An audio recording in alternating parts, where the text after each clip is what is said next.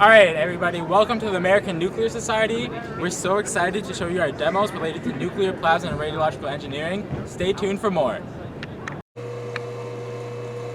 So we are here in the Center for Plasma Materials Interaction Lab, and we are going to talk about plasmas. So first I want to ask, what is a plasma? A plasma is actually the fourth state of matter. So just like if you heat up a solid to get to a liquid, heat up a liquid to get to a gas, if you heat up a gas enough, there's enough energy to take the electrons off of their orbitals, and then you have this sort of soup of positive nuclei and negative electrons. And why that's important is that if you apply an electric or magnetic field to the soup of charged particles, the positive nuclei, or we call them ions, and the negative electrons will react differently because they have opposite charges. And so some examples we have of plasmas in our everyday lives. The sun is actually a big ball of plasma. Lightning is an arc discharge. You can kind of see how that'd be a plasma. We have fluorescent lights and neon lights that are plasmas. And also what I have behind me here is a plasma. So you can see kind of an orange and purple glow. And if I can have somebody turn off the lights right now so we can get a better view of it. What we have here, what I'm doing here, is on the right-hand side, there is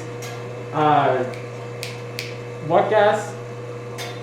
Nitrogen gas being pumped into the chamber, and because there's a voltage bias that we have set up, there's an electric field, and the nitrogen gas is getting enough energy to be converted into a plasma, and that's the orange glow. Also in this chamber, you see a purple glow. We have an aluminum cathode that's sitting here, and as the particles that are stripped from the nitrogen gas are accelerated towards the aluminum little plate, it is actually causing parts of that aluminum to chip off and become plasma itself. So you can turn the lights back on. But yeah, that's just an example of plasmas. If you hadn't seen one before, you've seen one now. Hey guys, I'm Josh. Now that Dylan has shown you what a plasma is and gave you an example of one in our lab, the DC glow experiment, here's another example of a plasma, and one that you may have seen before. This is a plasma ball, and it has an electrode in the center, a gas-filled chamber, and it's surrounded by the glass, which is grounded. And when I turn off the lights and turn on the ball, you can see the plasma, the gas being ionized, the electrons moving between the electrode and the glass. And so when I touch it, because my body is more conductive than the glass is, the path of least resistance is through my finger, and that's why there's a stronger current through my hand. When I move my hand around, you can see as it kind of follows my finger. It's pretty cool. So, now you've seen another example of a plasma, and when you can interact with it. Hello, I'm Jimmy, and I'm here to show you about this Geiger counter and this special plate we have here. So this is a Geiger counter, and it's one of the many tools we use to detect radiation. And the way this device works is we have a cylinder here. When I twist this, it exposes another interior cylinder. It's totally enclosed. Inside of that cylinder, the interior one, is an inert gas.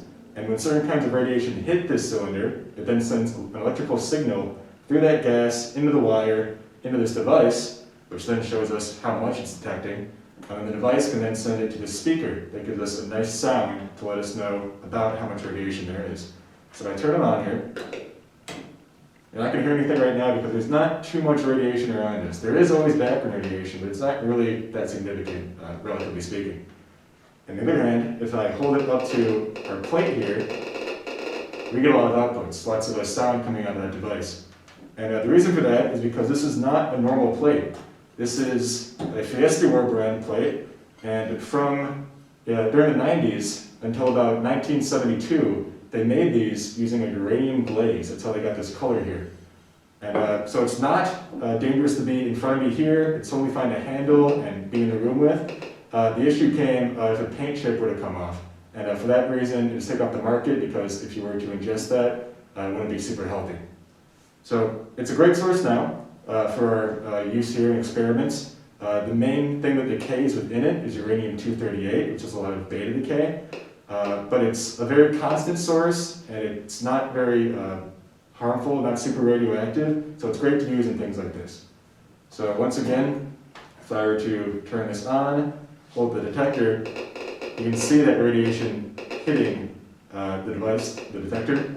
However, if I were to put shielding, in this case my hand, in the way, my hand blocks all the radiation. That's because that beta radiation cannot penetrate through my hand. So that's just one way that we look at radiation. This is a great tool to measure and determine how much radiation is around us, and this plate is a great way to do that. So right here we have one of our most popular, and I think the coolest things we have at EOH and in our other outreach events. This is the MOUSETRAP reactor, and we use it to model what happens inside a real nuclear reactor for the fission chain reaction. So in real nuclear reactors, we have a bunch of uranium, mostly uranium-235 is what the energy comes from. So to fission uranium-235, it starts with an incident neutron, and it comes in and hits the atom, the nucleus of the uranium-235. When that happens, the uranium-235 splits apart in what's called fission, and more neutrons are released. Two daughter atoms are also created, and most importantly, energy comes out. And that energy then goes into the water, gets the water hot, that water then spins a steam turbine, and that's where the electricity comes from nuclear power plants. So for our part here, we've modeled the nuclei of the uranium-235 atoms. So we have mousetraps, and each of them has 1 to 2 ping pong balls. In a real nuclear reaction, each fission event of uranium-235 releases on average 2.3 neutrons. In this case, we have almost that much, not quite. So what's going to happen in this model is I'll take an incident neutron, a ping pong ball, I'm going to drop it into that hole. When it hits another neutron, or another nucleus, it'll then fission and release 2 more, or 1 or 2 more neutrons. Those neutrons will then continue to bounce around, trigger more nuclei to fission, and that's how we get the chain reaction as a continuous source of energy. Now this model isn't exactly like a reactor. Obviously, I already said the number of neutrons is different in a real reactor, but also the rate that it happens will be different.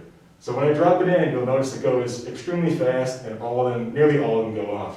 In a real reactor, a lot of things are in place to control the rate of that reaction, so there's a constant number of nuclei fissioning over time. That way there's a constant source of energy, and it just works out that way. So if I take a neutron, as shown by the ping pong here, and I drop it in, it will trigger the chain reaction, and we get to see a simulation of a real nuclear reactor.